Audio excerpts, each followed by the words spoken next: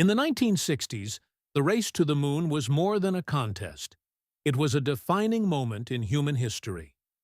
Nations dared to push beyond the known, propelling humanity farther than ever before. In doing so, they didn't just reach for the stars. They changed how we see our place in space. Just a few days ago, the Artemis II mission successfully completed its journey around the moon, bringing its brave crew safely back to Earth. But as they returned, a familiar feeling stirred in the world of space exploration. It feels like a past rivalry is back, but with new players and even bigger stakes. Was Artemis II just a science trip? Or was it the start of a new, intense space race? For over 50 years, we've looked up at the moon, a quiet guardian in our night sky. The Apollo missions were an amazing human achievement, but after that, our trips to the moon stopped for decades.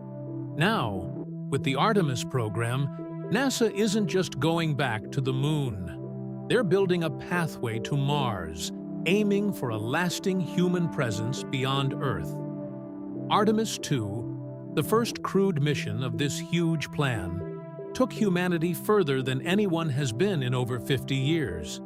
If you want to see how that journey unfolded step by step, I've covered it in detail in a previous video. Link in the description of this video.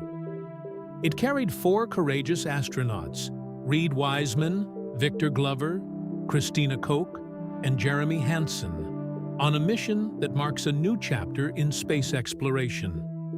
But underneath all the talk of science and teamwork, something else is happening. A new space race, not like the old Cold War one, but between today's global powers, is quietly starting. Why are we suddenly so focused on the moon again? And what hidden forces are driving this competition in space? Stick around as we explore this unfolding story.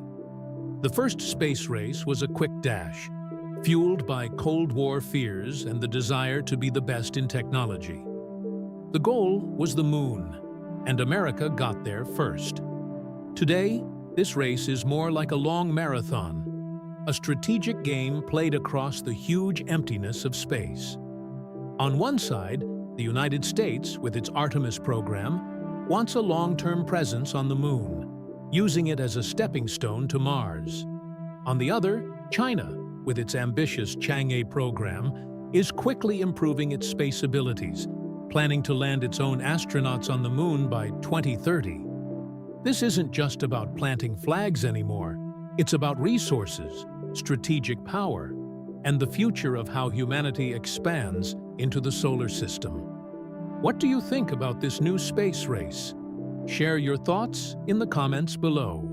The main focus of this new space competition is the moon's mysterious South Pole. It's not just a dusty, empty place. It's a hidden treasure chest, thought to hold huge amounts of water ice in its dark craters. This isn't just for a drink for future moon explorers. Water can be split into hydrogen and oxygen, which are the basic ingredients for rocket fuel and the air we breathe.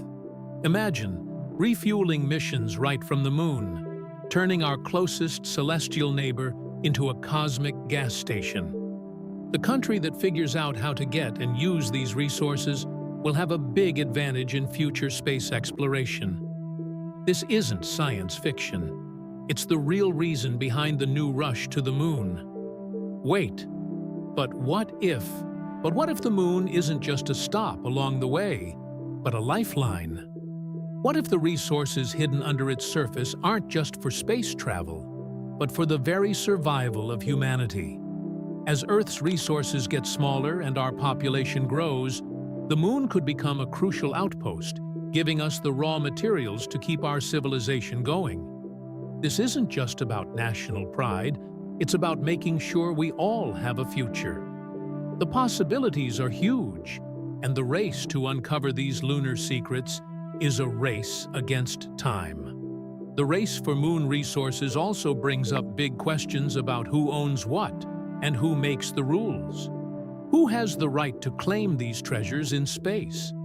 The Artemis Accords, led by the United States, want to create a plan for responsible space exploration, encouraging openness and peaceful teamwork. However, China and Russia are working on their own plans, which could lead to different rules for space. The Moon, which used to be a symbol of unity, could become a new place for political arguments. The stakes aren't just about science or money. They're about what's right and what's fair. Wait, but what if? But what if, in our rush to explore this new frontier, we forget about the dangers? Space is a harsh place, and chasing lunar dominance comes with huge risks. Accidents, equipment failures, and unexpected problems are always possible. The lives of astronauts, the massive investments, and the very future of our space efforts are all on the line. Is the reward worth the highest price? This question stays with us, a strong reminder of the thin line between success and disaster in the vast emptiness of space. If you're excited about the future of space exploration, hit that subscribe button and join our community.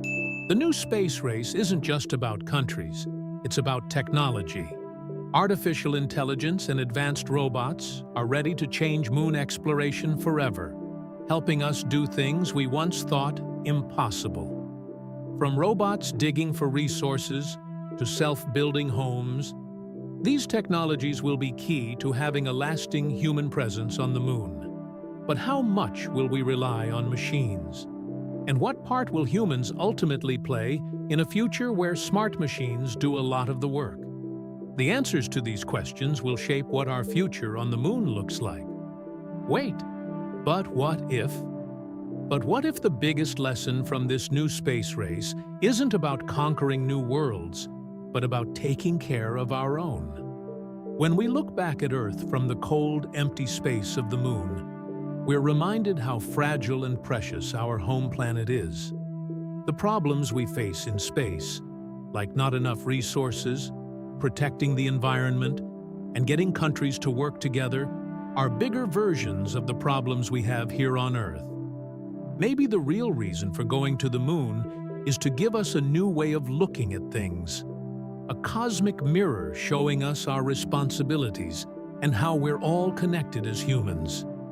The moon, in its quiet wisdom, might just teach us how to better protect our pale blue dot.